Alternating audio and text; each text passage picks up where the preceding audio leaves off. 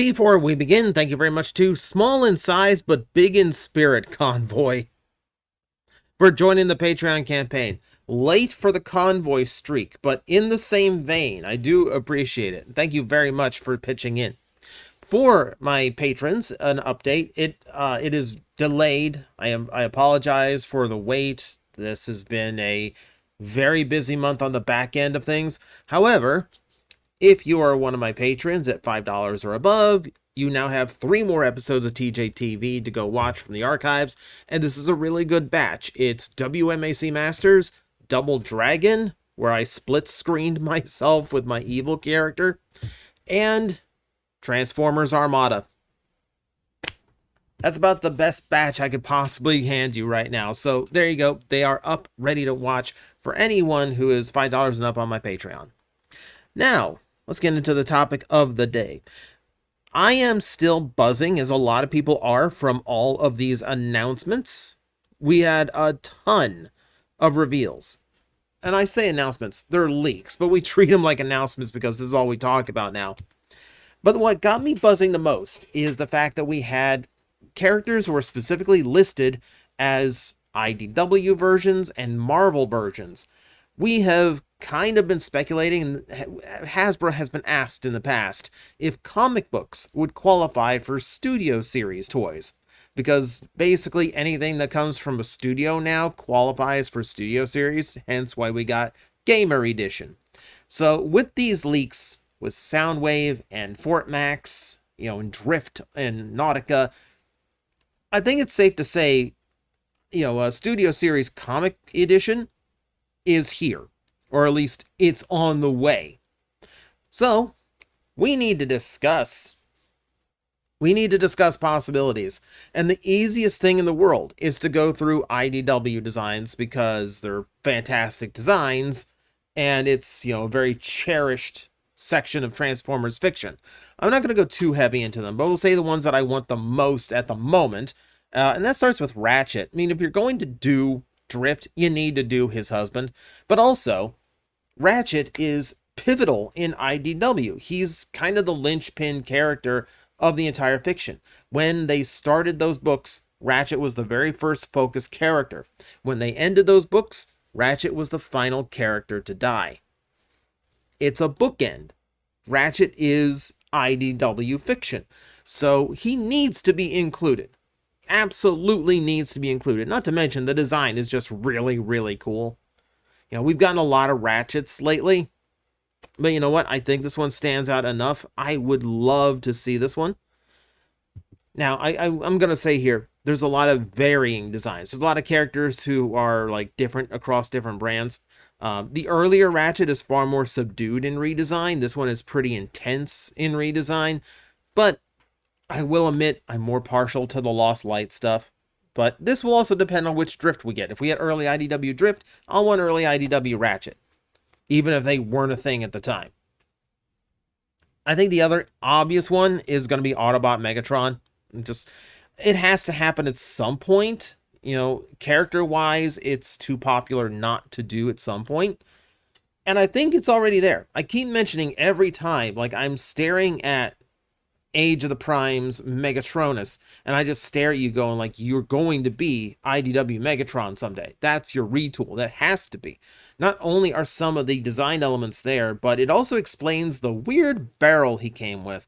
So everyone, when 86 Megatron was first leaked, everyone thought he was going to be a retool of Megatronus because of that barrel. Because it is very much a Megatron shoulder barrel thing, right? And now we have another one. Now we have, I was going to say another one, but like that is another one. We had the exact same thing happen. Like, we had the same situation when the Siege Soundwave mold. That one had an extra gun that looked really weird for him. Didn't really fit in anything else or the character, but it was Megatron's shoulder gun. People figured out it was designed to go on Siege Megatron behind his back. Well, this is kind of the same situation. I genuinely feel like he has that weird barrel piece because that's a part that can be pre-tooled into a future Megatron toy. And even if that's not the original design idea, You can definitely tell, like, they left the possibility in, thus designing it that way. Point is, I do think that toy is designed and destined to become the IDW Megatron. It's just a matter of time, and it seems like the time is going to be approaching since we're getting so many IDWs. Cyclonus is another easy pull. His design in the books is so different from how he looks, in his, Kingdom figure, which will probably likely be his Studio Series figure at some point. This one is special again. But if you do a Cyclonus, you need to do a tailgate, which is going to be very difficult when you do not have a core class or any kind of like equivalent of like a scout or basic class in Transformers right now. I would almost be okay two-packing them as a leader class bundle rather than try to sell them individually, because I cannot imagine anyone who would want IDW Cyclonus and wouldn't want a tailgate to go with it. That's just how it goes. That's just how it has to be. So I'd be okay with that. But if we're going to put those two in, then we need the roommate. We need the roommate. So this is a design. This Whirl is one of those where I would have thought previously, there's no way you're actually going to pull that off. Look how like thin and spindly he is. Like, you're never going to make that work with modern engineering. It's too cheap and too flimsy these days for things like that. And then they did Arachnid as a deluxe. So yeah, put this guy out as a Voyager, please. I am fully convinced now that you are capable of doing this, Hasbro. It's a cool design. Whirl does not get enough love, and everyone loves Crazy Whirl, right? Like, this is just like a almost Deadpool-esque character for the Marvel universe, or for the IDW Transformer universe. I would love this design just to see them actually try to pull it off. Also hysterically to do it, because what are you ever going to retool it into? That might be the crux of a lot of these IDW designs, unfortunately, is like, what else are you going to do with it? Drift, you can do Deadlock. Fort Max, I mean, there's options. Just if you want to do something goofy like Brave Max, or my fear is he's going to be a retool of Armada Megatron, which that will put a damper in that toy, but I could see them attempting it. Point being, a lot of these kind of designs might be one and done, which is going to be very, very difficult to actually make them happen now that I think about it. Doesn't mean I don't want it. This is not a list of like things I think they're going to do. This is a list of things I want them to do. Practicality be damned. And that includes Aileron. This one I would love to do simply because, well, it's a completely wholly original IDW character. In the same way that we got Nautica, I would really like Aileron. But this kind of goes into like so many like IDW original characters that I could rattle off, and this is just kind of top of my list. I want RC to have a girlfriend, essentially. But I do like the overall design. The vehicle mode gives me like these weird flashbacks of like, she almost looks like, if you grew up with Inspector Gadget, she almost looks like Dr. Claw's like car that could turn into a jet to escape. Like, it's that kind of vibe. It's a very different and interesting vibe to that vehicle mode, which is part of the reason I think she'd work really, really well as a toy. But also, I like the atypical design. Like, she is a shorter, kind of like thicker character, especially for a female design. We don't normally get that. I would love to see that representation in the brand. And again, there's a little bit in there that's because she's designed to look like Crasher. Okay, there's just a little bit of that in there. Here's one for the never gonna happen pile. The true Starscream. I love this design. I absolutely love this design. I have no idea how it would transform into anything, but I also do not care.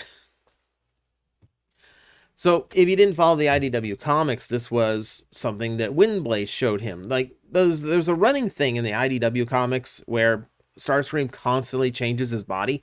And the truth is, it was to keep up with whatever toys were out at the moment. Whether it was Hasbro mandate or IDW creating their own running gag, they just kept updating Starscream's design to match the current toys. And it basically was to represent a type of body dysmorphia. He was not comfortable in his own skin. Well, he was a cold cast character. He had a body that was already pre-made for him that his spark was just implanted to. He never had his natural body forged for him. So this is what he would have looked like if he had been forged properly, according to Windblade. It only exists in Starscream's mindscape, but the experience of just feeling like himself for the first time ever dramatically changed him as a character. It was a eye-opening experience to him, and it was a really cool moment, and it's a really cool design, and I really, really want it, and they will never make it, but I want it now. Okay, so we're gonna get off the IDW train here, because again, we could go on for so long on this stuff. This is not getting even into like early IDW designs. I haven't mentioned Rodimus, because Rodimus Machina is expensive and a cheap version would be nice. Haven't gotten into like the supersized Ultra Magnus. Haven't gotten into 10. Have not gotten into the DJD or the super cool Deathsaurus in IDW.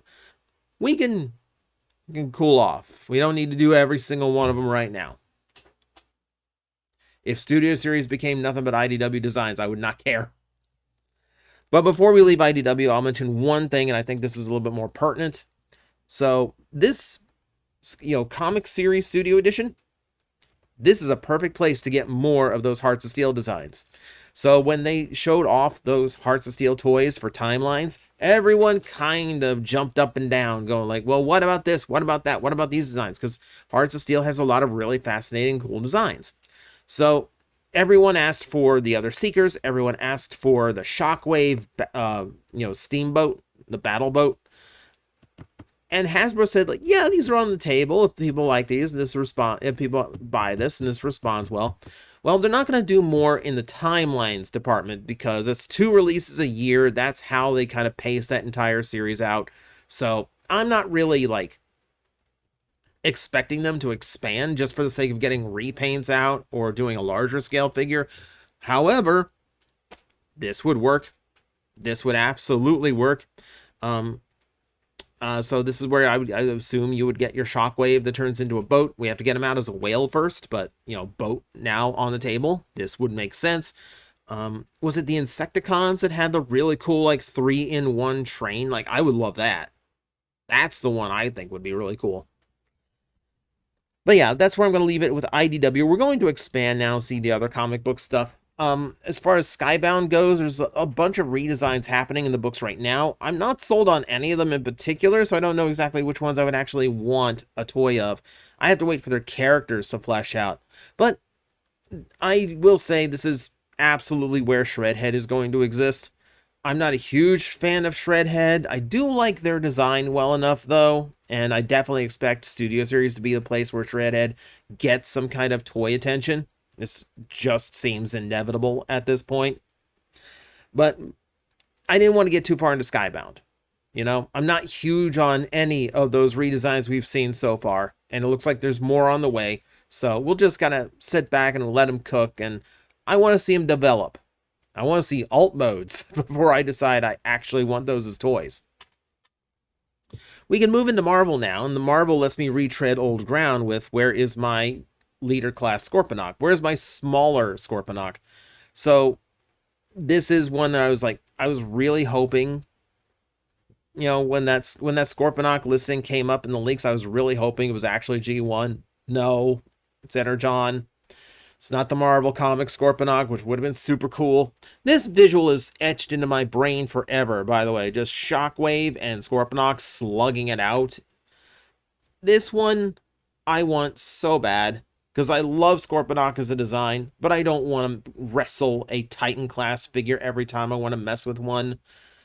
And even third party has not done like a proper scale one that satisfies me. You know, like I've got was it Lord Scorpion? I've got the one that's like that big. That's too small. Need leader scale. This one is possible at some point, I think, because there is merit to doing those gigantic like Titan characters as smaller figures. We're getting that with Fort Max, but I would say even his G1 design needs to be on the table. You can see here the whole point. Fort Max was not gigantic. He's big in the Marvel comics, but he's not gigantic. You know, so you could get away with doing him as a leader class. He would scale with the headmasters that they did during Titan's Return that way.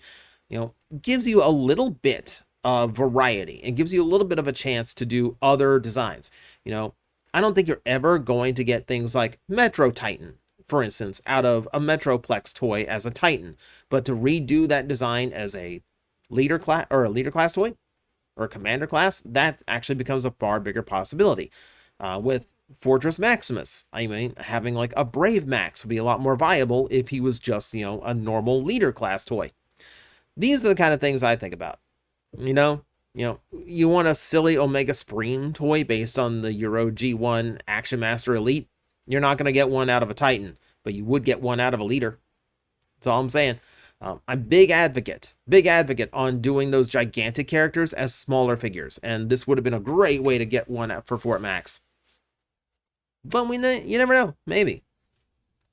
And this is another one that's just inevitable, but we're just mentioning him because it's going to happen probably. Yeah, a Marvel Galvatron is likely going to end up in this line, mostly because they love repainting that mold for starters, but also it's supposed to be toy-based, but it really isn't. Like, that steel blue is very iconic of Galvatron from the comic books, and that toy-accurate gray just does not cut it for that, especially with all the sticker details. Now, this one I would expect. This one I would expect to see that Galvatron done again. Now, let's go into the greater universe before we close off this video. So, I'm going to tap Dreamwave a little bit here. This is probably where we're finally going to get a good Sunstorm. I know it's been a long time since we got a proper one. Yeah, and I don't know why they avoid Sunstorm so much. Well, it's not like a proper one. Not not the bright yellow one that comes in the multi-packs or anything. No, like this, you know, where it's like creamsicle orange Sunstorm, like the proper, accurate Sunstorm. I'm looking for this, please. This was a big deal when it first came out. Like, we actually like did a brand new Seeker color scheme after, you know, a couple decades. So it's kind of like a bit of a historic character that never really gets what he deserves toy-wise anymore. Would love to see this one again. The real bastion of design work that we really need Studio Series Comic Edition to tap is War Within. There's so many good designs in War Within that have never really been done. I'm pretty sure I did a whole video about like War Within designs and like how cool they are, and like the fact that almost none of them have toy representation at all. Yeah, that needs to be amended. Now the Studio Series goes into comics, that needs to be amended. The Optimus Prime is fantastic. Now, the unfortunate thing is I could see this being an A-level Optimus at some point, especially with the Dreamwave G1 being on the table as an A-list. This one, though, I think needs to be at least a Voyager. He's supposed to be big and bulky, and I don't think a leader class is going to properly convey that, or deluxe class, rather. I just really like this design. The fact that Titanium is the only official line that has touched it is kind of staggering to me. And I could go on. There's a ton of them. Like Dinobots, for instance. You might see this just as an excuse for Hasbro to do another run of Dinobots and get all those 5 characters out again. Granted, they'll all be tanks with the exception of, you know, one jet, but they are all very, very cool designs, and I would be very, very happy to see any of them make it out as actual toys. The one I want the most, here's the super weird one I want the most because I love the homage it does. I want the Ironhide and Ratchet design. Like, I love the War Within Ironhide design because it actually homages the windshield face from the original toy, which no one ever does. I think it's hysterical. And I would love to see this for real. So, yeah, that's a big one on the wish list. Just because I think it's a cool look, you know, especially because he's supposed to be like chief security officer. So he has a built-in riot shield that happens to be his, windshield in alt mode. I think that makes all the sense in the world. I would love to see that represented. I'm going to throw two weird ones at you that you probably aren't thinking about, but they would count for Comic Edition Studio Series. And the first is Gilthor. Yeah, we can count a manga as a comic book. We can go Japanese for this. It's the craziest design, right? You know, here he is, this weird mix of Optimus and Megatron, born of like the vengeful spirits of both of them, which is actually Starscream in disguise. Point being, it's one of the super weird characters that always comes up in like, well, they've never done this as a toy, but this is an area where there's actually room for it.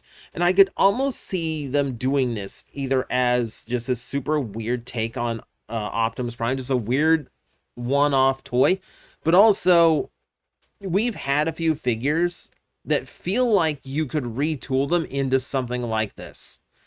And I would not be shocked if this ends up as some super weird retool of an Optimus Prime down the road.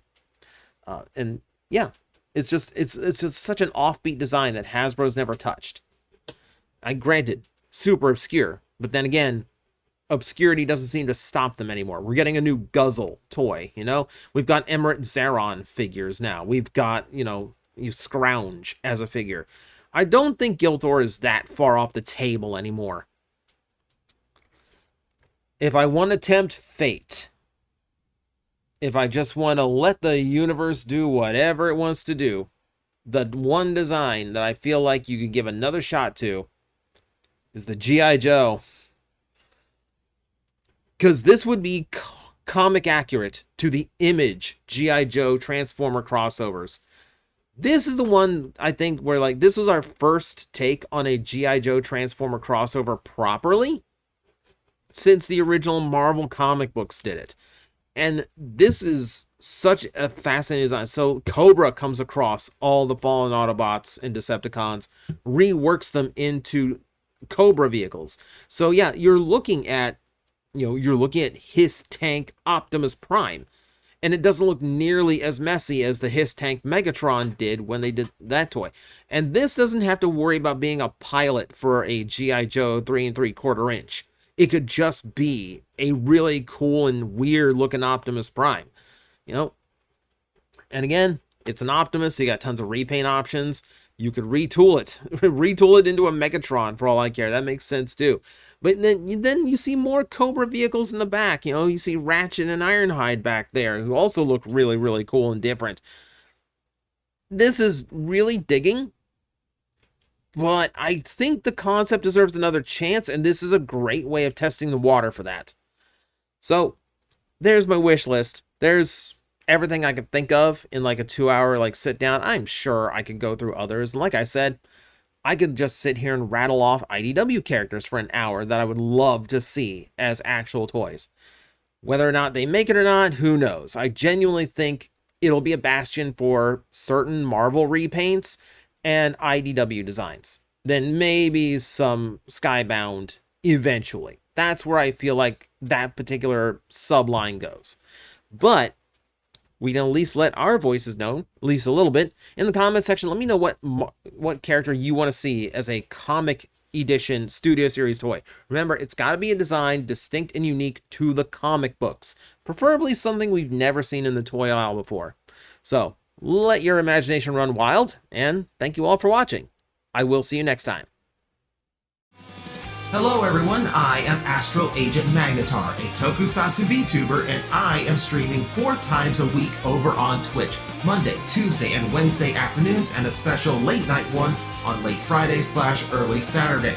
So come watch, come hang out, and let's make an impact together.